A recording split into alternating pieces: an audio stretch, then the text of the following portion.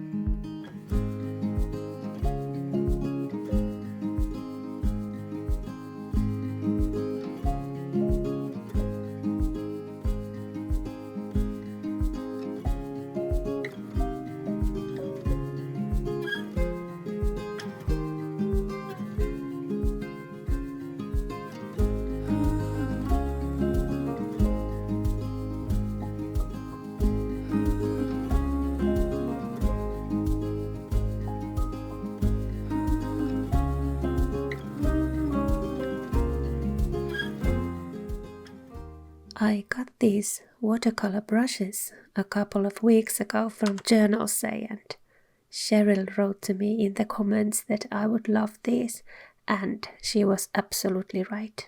I really did love to paint with these brushes. So I am very happy about them. Yes, now that the painting is done, let's add some more color to the houses. I am using colored pencils and I am just checking out one house at a time and see what it needs and continue from there.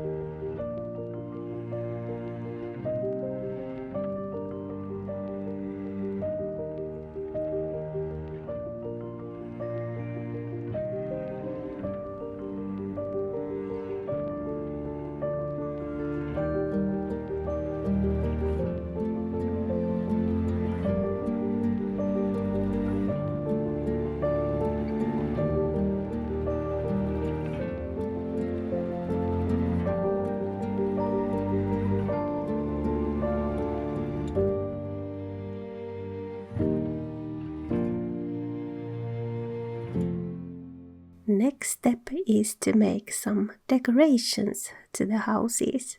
I am using different kind of markers and I am drawing some lines and dots and different kind of patterns and basically just anything that comes into mind.